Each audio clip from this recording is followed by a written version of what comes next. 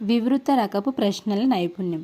విద్యార్థుల గురించి పూర్తి అవగాహన కోసం ప్రశ్నించడం అనేది ఒక ముఖ్యమైన నైపుణ్యం. ఒక సమర్థవంతుడైన ఉపాధ్యాయుడు సమర్థవంతమైన బోధనకు తగిన సందర్భాల్లో ప్రశ్నించడం జరుగుతుంది. ఈ ప్రశ్నించడం అనేది పూర్వ బోధనకు, బోధనా సమయంలో మరియు బోధన పూర్తి అయిన తర్వాత కూడా జరగవచ్చు. విద్యార్థుల ప్రగతిని కూడా దీని ద్వారానే తెలుసుకోవచ్చు. ఈ ప్రశ్నలు తక్కువ స్థాయి, ఎక్కువ స్థాయికి చెందినవి అయి ఉంటాయి.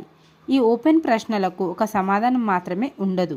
ఎవరి సమాధానం వారిగా ఉంటుంది. ఉదాహరణకు, మీ లక్ష్యం ఏమిటి?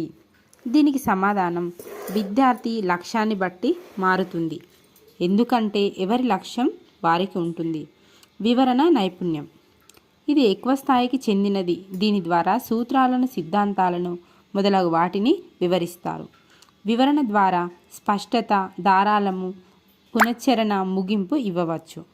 ఉదాహరణకు, రక్తంలో ఎర్ర రక్త కణాలు అనే విషయాన్ని వివరణ నైపుణ్యం ద్వారా వివరించవచ్చును. సాధారణ ప్రశ్న నైపుణ్యం. విద్యార్థులకు తెలిసిన విషయాన్ని లేదా ఇటీవలే నేర్చుకున్న విషయాన్ని గురించి ప్రశ్నించే నైపుణ్యం. విషయావగాహన జరిగిందా లేదా అని తెలుసుకోవడం కోసం కూడా ఈ నైపుణ్యాన్ని వాడవచ్చు. విశ్లేషణ, సంశ్లేషణ, మూల్యాంకనం దృష్టిలో ఉంచుకొని ఈ నైపుణ్యాలను ప్రదర్శించవచ్చు. ఉదాహరణకు, మైటోకాండ్రియాలను కణశక్త్యాగారాలు అని ఎందుకు అంటారు